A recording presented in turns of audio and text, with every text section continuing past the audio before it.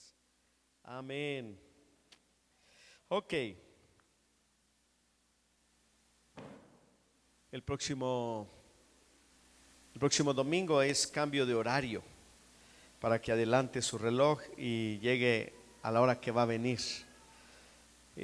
Vamos a tener Santa Cena el próximo domingo, así es que hay que participar de esta celebración. Ok, el tema que quiero compartirles hoy se llama la prueba de liderazgo. Y ahorita les explico de qué se trata, la prueba de liderazgo.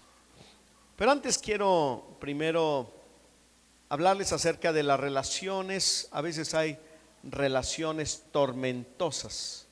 ¿Alguno de ustedes ha tenido alguna vez una relación tormentosa? Por ejemplo, algún maestro que ha tenido un supervisor que ha sido un malvado o una malvada, un patrón, un jefe, ¿verdad? ¿Alguno de ustedes ha tenido que soportar una relación tormentosa? Por ejemplo, pertenece a la iglesia, está en la congregación, ¿verdad? Y tiene que soportar a alguien de la iglesia que pues le cae mal, ¿verdad?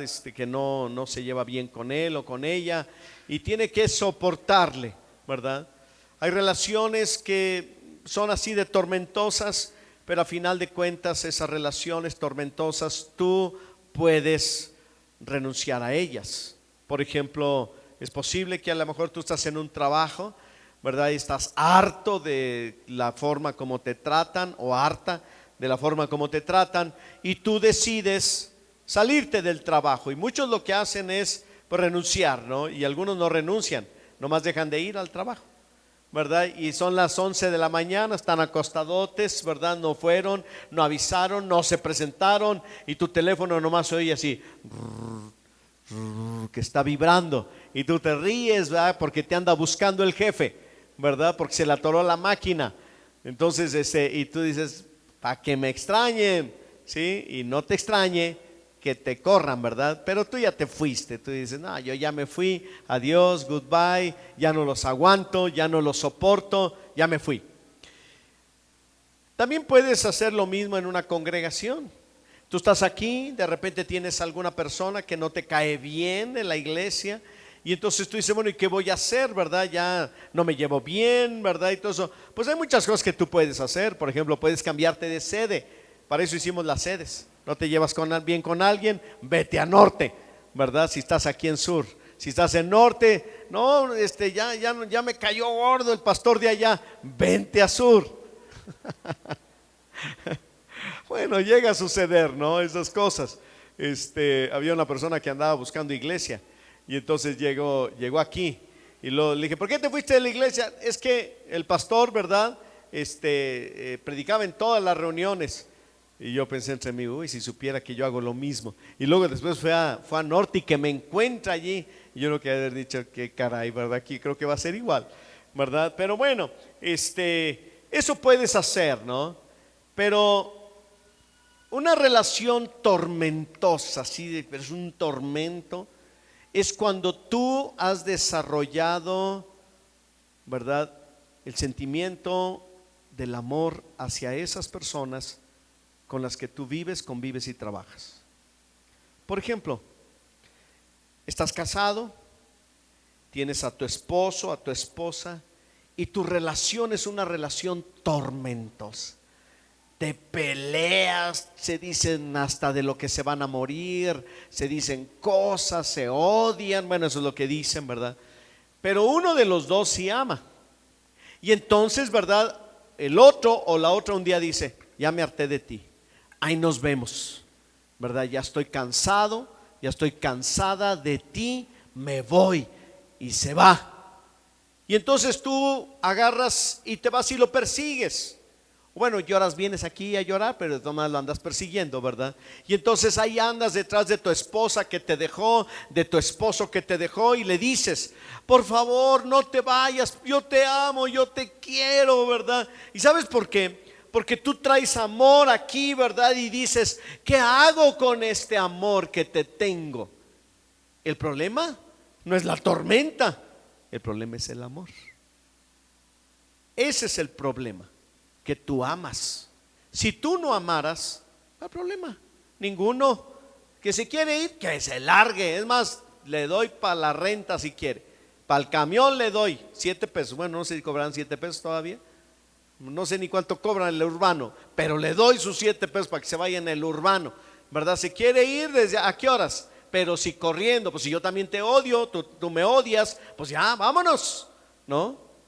Pero cuando tú amas, qué difícil se vuelve la vida, porque tú no sabes qué hacer con ese amor. ¿Y ahora qué hago con este amor? Había un hombre en la Biblia que amaba una iglesia. Amaba a una iglesia. Este hombre era el apóstol Pablo y amaba a la iglesia de Corinto. Y fíjense que el apóstol Pablo había fundado esta iglesia. Él llegó a la ciudad de Corinto en uno de sus viajes misioneros, el apóstol Pablo. Tú encuentras esta historia en el libro de los Hechos. Y allí está, ¿verdad? Precisamente el apóstol Pablo predicando, dice la Biblia, de día y de noche, trabajando por la iglesia. Pablo llegó a amar tanto a la iglesia que en una ocasión les dice a la iglesia: así ustedes tengan 10,000 niñeras, así se lo pone, 10,000 niñeras. ¿Alguna de ustedes ha trabajado de niñera? Ya sabe lo que estamos hablando, ¿verdad? Así tengan 10,000 niñeras, no tendrán muchos padres, pues en Cristo Jesús yo los engendré, yo soy su papá. O sea, si tengas 10,000 niñeras, nomás vas a tener un solo papá. Y esta era lo que le estaba pasando ahí en esta relación con la iglesia. Pablo amaba a la iglesia de Corinto. Les dice en otra ocasión el apóstol Pablo: hemos soportado todo por no poner ningún obstáculo al evangelio de Cristo que les llega a sus vidas. También les dice lo siguiente: porque con mucha tribulación o por la mucha tribulación y angustia del corazón les escribí con muchas lágrimas, no para entristecerlos, sino para que supieran cuán grande amor les tengo, les decía Pablo a la iglesia de Corinto. Pablo amaba a los hermanos de Corinto. Él tenía amor, pero su amor y su relación con esa iglesia se volvió una relación tormentosa. ¿Por qué? Por muchas razones. Miren, fíjense bien. En primer lugar, porque en la iglesia había muchas divisiones y había una facción dentro de la iglesia, fíjate bien, dentro de la iglesia de Corinto, que decían: nosotros somos de Pablo. Pudiera cualquier persona haberle dicho: oye Pablo, ya tienes tu club de fans, de admiradores en la iglesia, deberías de estar contento. Pero Pablo dice: eso es un comportamiento infantil y carnal, no quiero nada de eso. Había también otros problemas en la iglesia. Por ejemplo, permitían a sabiendas el pecado entre los miembros de la iglesia. Fíjate bien, cuando los hermanos de la iglesia de Corinto tenían un problema, en lugar de resolverlos y de ir con los líderes de la iglesia, iban a los tribunales. Imagínate nada más. Vamos a suponer que alguien aquí, porque en la iglesia pasa, ¿verdad? No lo vamos a negar. Que alguien de la iglesia te levantó un falso. Vamos a suponer que dijeron que tú, bueno, pero que sea falso, porque iba a decir que tú llegas tarde a la reunión, que andan diciendo, pero eso no es falso. A ver, vamos a ver, algo que sea falso. Por ejemplo, vienes a la iglesia, ¿verdad? Y lo único que te interesa es, ¿verdad?, sentarte y recibir lo que Dios está diciendo, pero tú no ayudas en nada. Y eso es cierto. Y andan hablando de ti.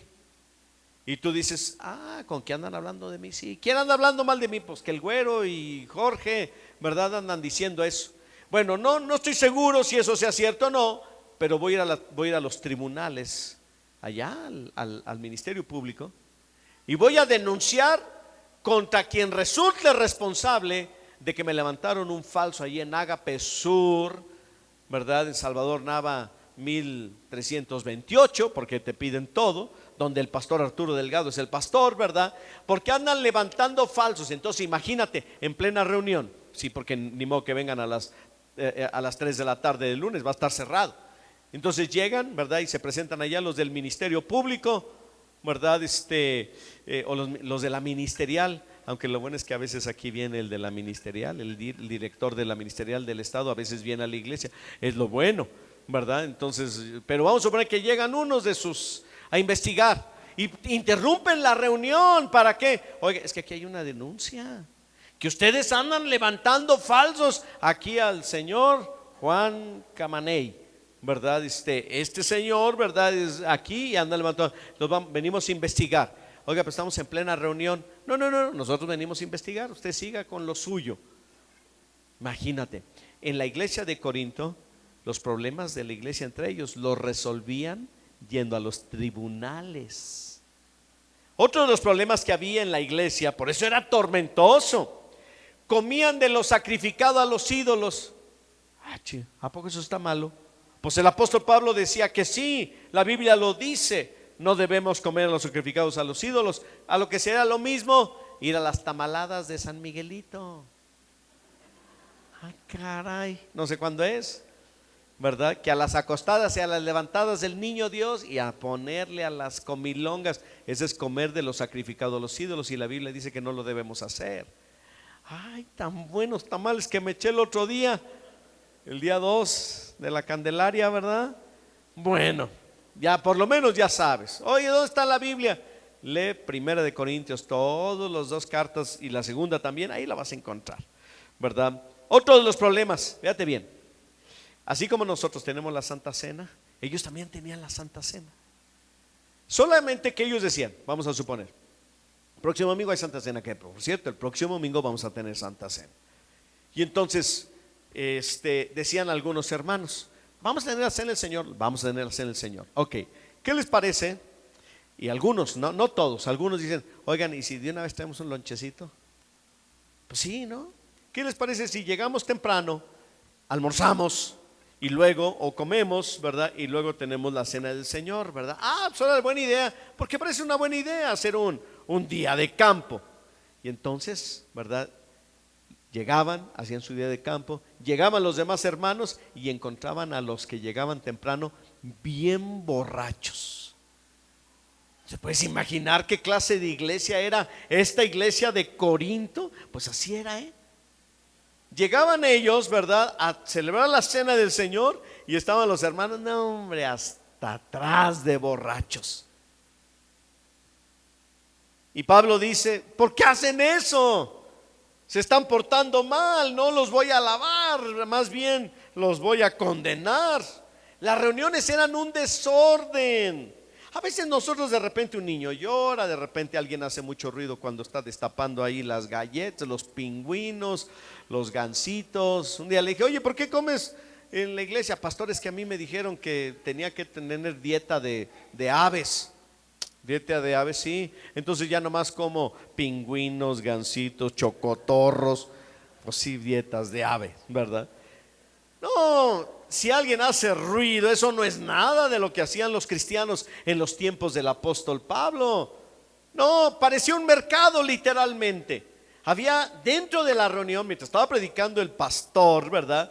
Había grupos de personas o de mujeres sobre todo que se ponían a echar relajo y a platicar. Ese sí era un desorden. Había muchas clases de desórdenes en sus reuniones. Los jóvenes de la iglesia que eran cristianos, los y las jóvenes de la iglesia, o los solteros y las solteras de la iglesia, se casaban con hombres y mujeres que no tenían nada que ver con la fe en Cristo Jesús. O sea, se casaban en yugo desigual, entre muchos otros problemas. Pero ¿saben qué era lo peor? Y ahí es donde está lo peor, porque Pablo los amaba, y ahí es donde se vuelve la relación tormentosa. que ellos desconocían, negaban y menospreciaban el ministerio apostólico de Pablo sobre la vida de ellos. O sea, en otras palabras, no me importa lo que pienses, Pablo, aquí ya no tienes entrada ni cabida. ¿Cómo la ven? Pero Pablo dice, pero yo los engendré, y si alguien los ama soy yo, y alguien ha dado su vida soy yo por ustedes. Ellos decían, pues no nos importa, Pablo, ya no te queremos aquí, pero voy a ir y me las van a pagar. En otras palabras, pero más o menos así les dice, y voy a decirles lo que les tengo que decir, y los voy a poner en su lugar. Y aquellos, pues haz lo que quieran, no nos importa. Esa es la parte más difícil. Podían haberse portado muy mal, pero rechazar a Pablo, que los amaba, era una situación muy difícil. En toda iglesia hay que pasar por las pruebas del liderazgo. Los cristianos en Corinto pasaban por la prueba del liderazgo de Pablo, y Pablo pasaba las pruebas del liderazgo que tenía en la iglesia. Cuando yo hablo de la prueba del liderazgo, no es nada más una prueba para nosotros los que servimos en la iglesia. Nosotros como pastores que hemos trabajado y otros líderes que han trabajado, otros que trabajan y otros que trabajarán dentro de la iglesia y serviremos juntos para la edificación de la iglesia, nuestro trabajo será probado. Si los cristianos, la congregación de Ágape hacen, ¿verdad?, lo que la Biblia dice, caminan con Dios, aman a Dios, sirven a los demás, se separan del mundo, tratan de vivir una vida agradable ante los ojos de Dios, entonces los líderes van a decir aprobados, porque la aprobación viene también del fruto y del trabajo. Pero también aquí viene otra prueba, la prueba que la iglesia va a tener hacia los líderes de la iglesia. ¿Qué pasa cuando los líderes de la iglesia por alguna razón ya no son más líderes de la iglesia? Entonces allí es donde la gente dice, no, no puede ser, no nos pueden dejar. ¿Qué vamos a suceder? ¿Qué va a pasar? Déjame decirte, el apóstol Pablo había trabajado para que se lograra en la gente un objetivo o varios objetivos, y esos los vamos a encontrar en Colosenses capítulo número 2, versículo del 1 al 7. Así es que si me acompaña, por favor, Colosenses capítulo número 2, y esta es la prueba del liderazgo, de toda relación, incluso algunas tormentosas como la que tenía Pablo. A final de cuentas tenemos que ir a esta relación de la iglesia. Capítulo número 2 de la carta de Pablo a los cristianos de Colosas. Colosenses capítulo número 2, versículo número 1. Y bueno, si no tienes una Biblia, ya sabes que aparece en las pantallas. Dice la palabra de Dios así en Colosenses capítulo 2, versículo número 1. Dice, porque quiero que sepáis cuán gran lucha sostengo por vosotros y por los que están en la Odisea y por todos los que nunca han visto mi rostro, para que sean consolados sus corazones unidos en amor, hasta alcanzar todas las riquezas de pleno entendimiento, a fin de conocer el misterio de Dios el Padre y de Cristo, en quien están escondidos todos los tesoros de la sabiduría y del conocimiento. Esto lo digo para que nadie os engañe con palabras persuasivas, porque aunque estoy ausente en cuerpo, no obstante en espíritu estoy con vosotros, gozándome y mirando vuestro buen orden y la firmeza de vuestra fe en Cristo. Por tanto, de la manera que habéis recibido al Señor Jesucristo, andad en Él, arraigados y sobreedificados en Él y confirmados en la fe, así como habéis sido enseñados, abundando en acciones de gracias. El apóstol Pablo menciona varias cosas que él quería o quiere y quería que sucediera en las vidas de las personas. Pero se puede resumir en el último versículo cuando dice arraigados y sobreedificados en Cristo Jesús. La iglesia o las iglesias locales, esta es una iglesia local, las congregaciones pasan por tormentas. Hay varias tormentas que puede haber. Ya sabemos que el apóstol Pablo y la relación con la iglesia de Corinto estaba pasando por muchas pruebas. Nosotros tenemos que admitir que va a haber pruebas en el ministerio y en el trabajo de la obra de Dios. El primero de ellos puede ser las fallas morales que puedan cometer los líderes de la iglesia. Los líderes son hombres y mujeres que pueden fallar, no quieren fallar, no planean fallar, ni desean fallar. Simplemente tienen la capacidad de fallar. Ahora, ¿a dónde apunta Satanás si quiere destruir la obra de Dios? Al liderazgo, al liderazgo. Por eso cuando una persona habla mal de liderazgo, ¿qué creen que está haciendo? Siendo arma del enemigo para tirarle a los líderes. Porque mira, en un pelotón, si matan a un soldado, lo reemplazan por otro. Pero si matan al capitán, la cosa se vuelve peor. Uno dirá, bueno, entra el segundo. ¿Seguros? Quizás porque les pagan y están enseñados, pero imagínate en una iglesia donde el 99% de la gente es voluntaria. Lo hace porque quiere hacerlo, sirve porque quiere, viene a la iglesia porque quiere servir a Dios, quiere recibir de Dios, por esa razón. Entonces imagínate, ¿verdad? En un caso en donde por algún motivo los líderes fallan y entonces tienen que ser removidos. Ahora yo no tengo en mi agenda ni caer ni morirme todavía, ¿verdad? Y caer nunca. Pero de todos modos tenemos que reconocer que pueden suceder cosas. Yo he visto tantas obras que han sido destruidas porque los líderes fallaron. Y no le echamos nada más la culpa a los líderes, también a la iglesia, porque la iglesia no supo seguir a sus líderes. Y siguiendo a sus líderes en lugar de poner a Cristo como su Señor, al fallar los líderes, ellos también fallaron. Así sucede con la iglesia o con las iglesias. A veces puede pasar estas cosas. Esperamos que no suceda, pero cuando viene una situación así, viene una tormenta. Otro de las graves tormentas que a veces hay en la obra de Dios es la falta de liderazgo para continuar en la obra del Señor. Déjenme, les explico un poquito acerca de este asunto de lo que es el ministerio. Por casi 33 años hemos estado sirviendo en la iglesia. Comenzamos, ¿verdad? Cuando éramos solteros, mi esposa y yo, y comenzamos a servir en la casa hogar, allí donde Patti Debord tenía su pequeña congregación, ¿verdad? Allí, y la iglesia ha ido evolucionando, creciendo, madurando, extendiéndose y multiplicándose, ¿verdad? Y nosotros hemos trabajado durante casi, ya nos faltan unos meses para llegar a los 33 años.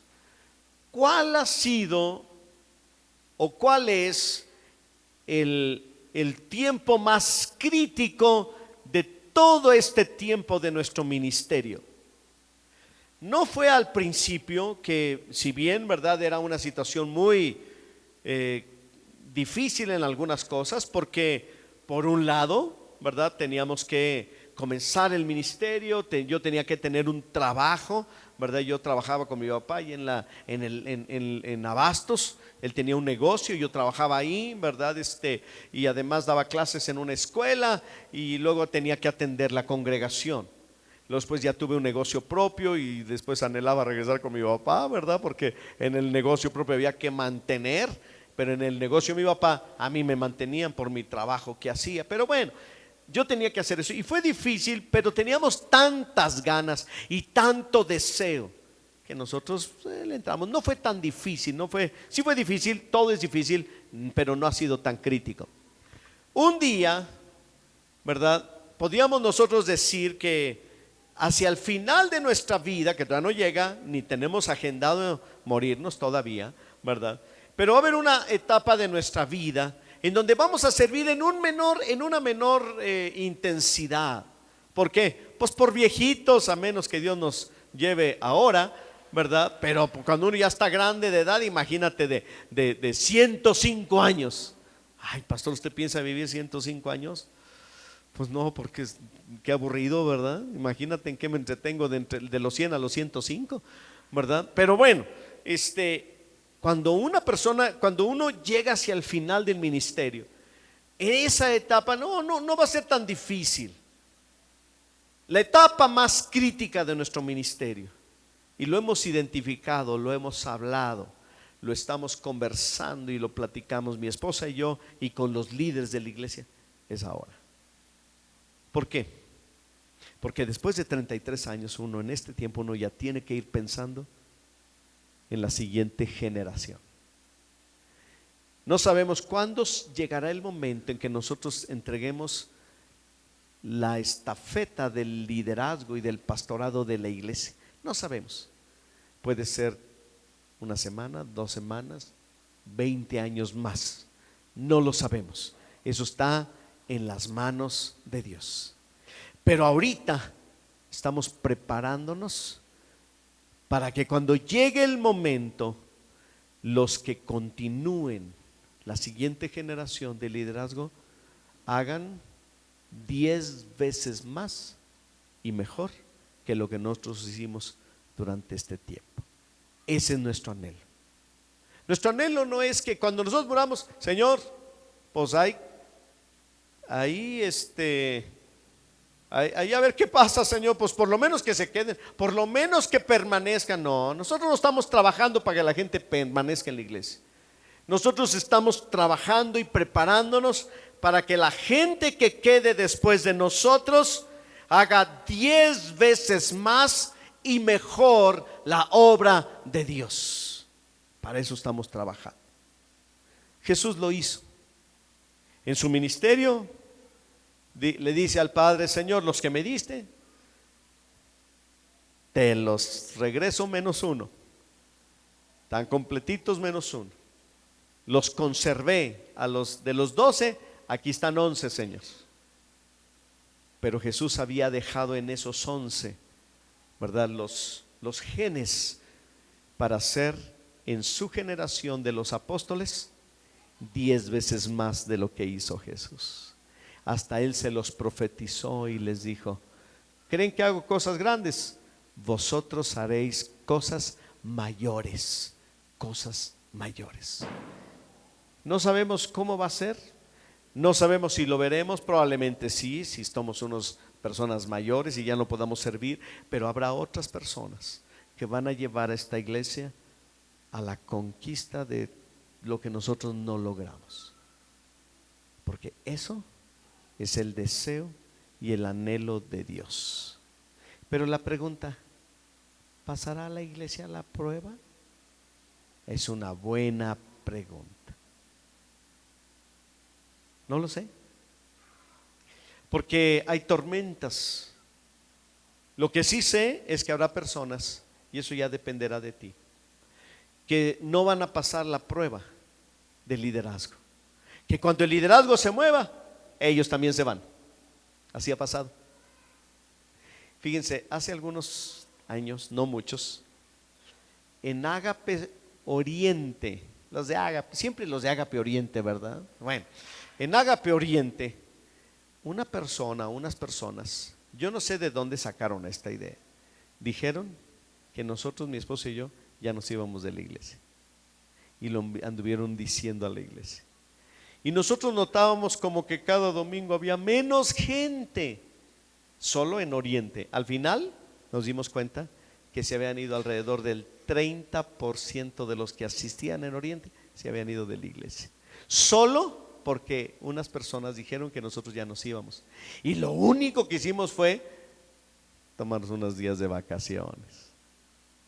Vean nada más. Todas esas personas que se fueron no soportaron la prueba del liderazgo. Así es. Porque son personas que siguen, fíjate bien, siguen la unción y no a Cristo. Siguen la personalidad del líder.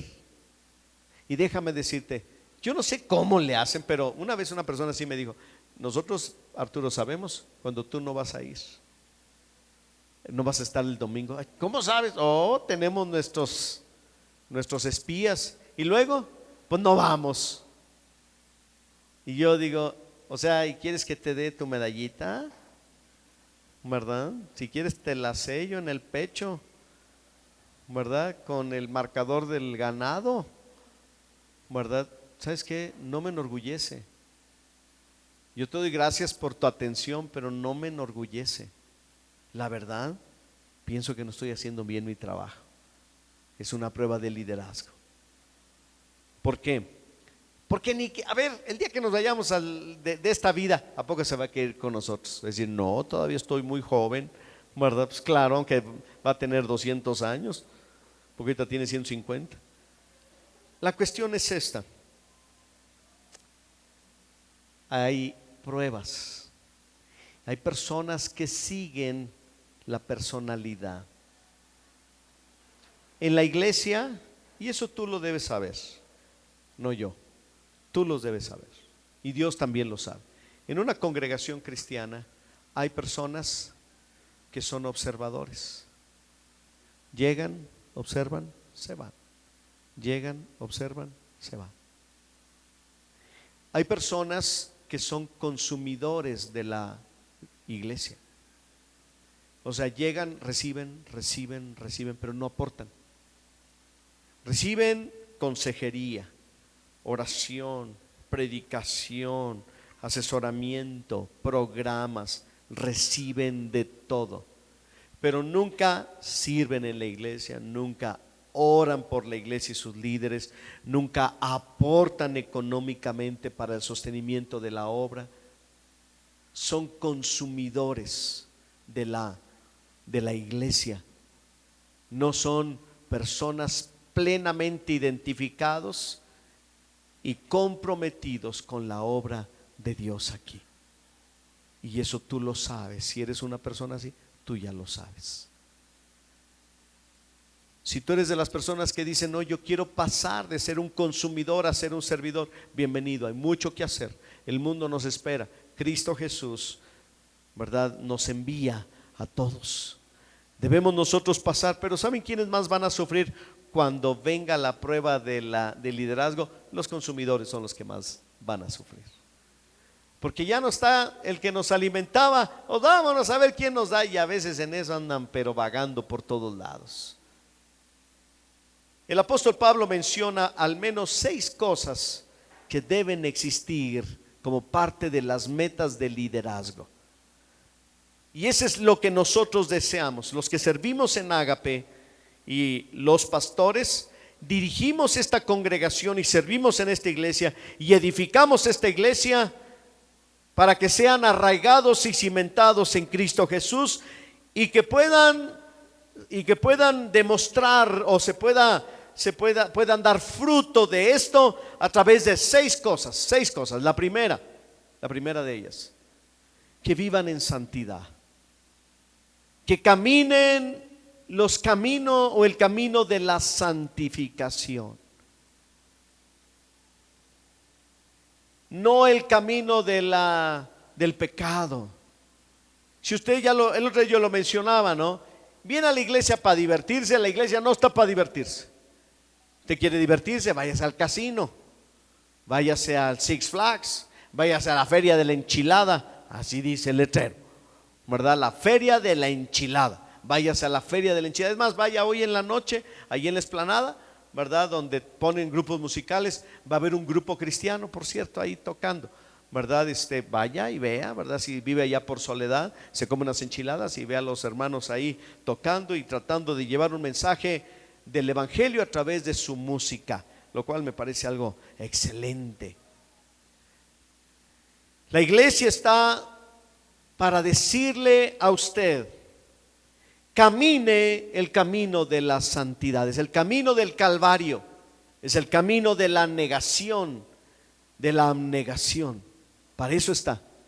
No para que usted se sienta a gusto y cómodo, sino para que camine en santidad. ¿Quiere apartarse del pecado? Venga a la iglesia. ¿Quiere divertirse? Vaya a la feria de la enchilada, vaya al casino, vaya al antro. ¿Quiere divertirse? En todos lados le van a cobrar, y le van a cobrar caro la factura. Pero si usted quiere, dice: yo quiero apartarme del pecado, quiero caminar con Dios, quiero vivir una vida que le agrade a Dios, venga a la iglesia. Le vamos a decir cómo. Segundo, que tú puedas alcanzar el pleno entendimiento de tu propósito en la vida a través de Dios, a través de la enseñanza que Dios nos da. Alcanzar el pleno entendimiento del propósito de Dios para tu vida.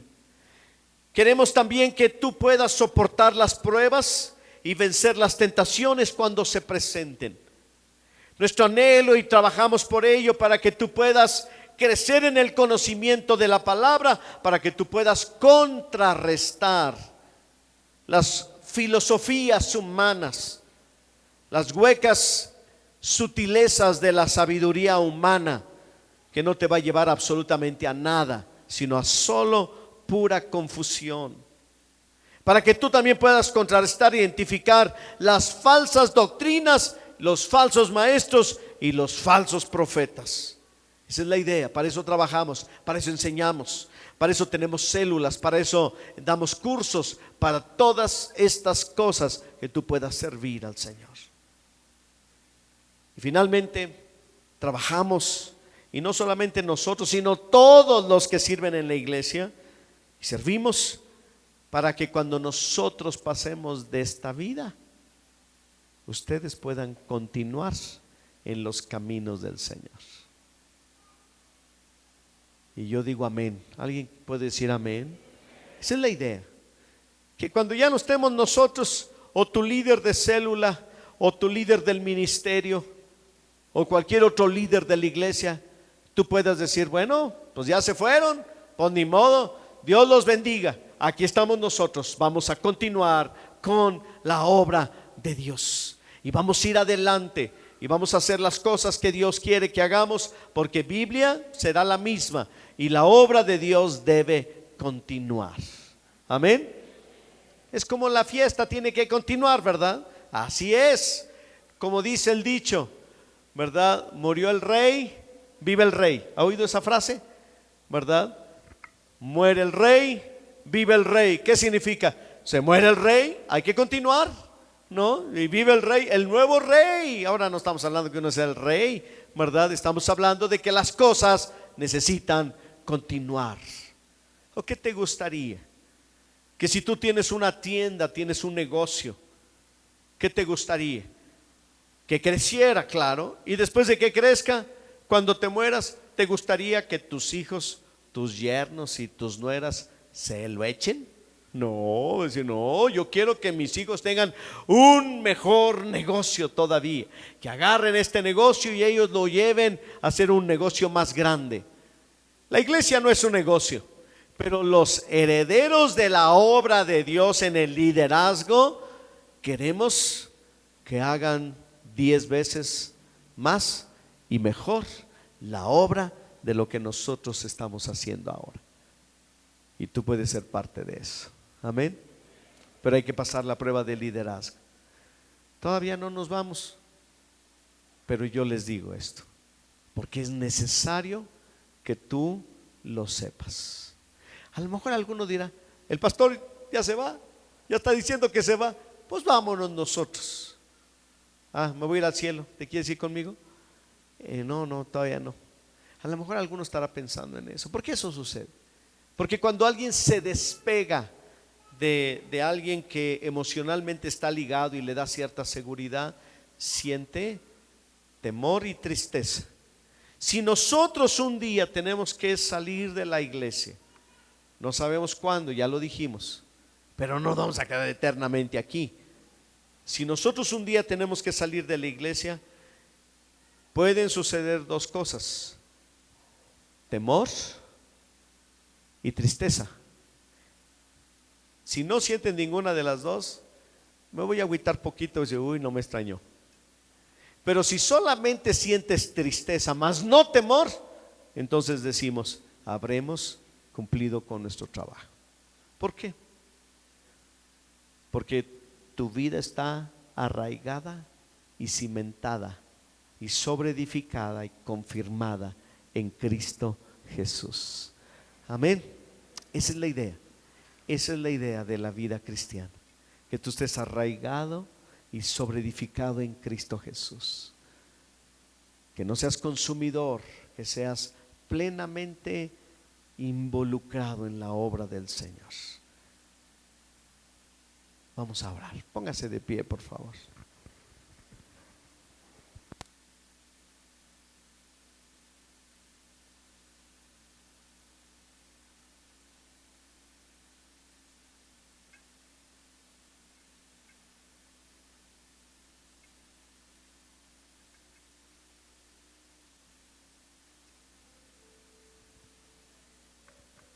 Señor, en esta hora queremos orar, pidiéndote, Señor, que nos ayudes a madurar en la vida cristiana. Que tu nombre, Señor, sea exaltado a través de nuestras vidas. Y que cuando venga la prueba de liderazgo, nosotros podamos estar listos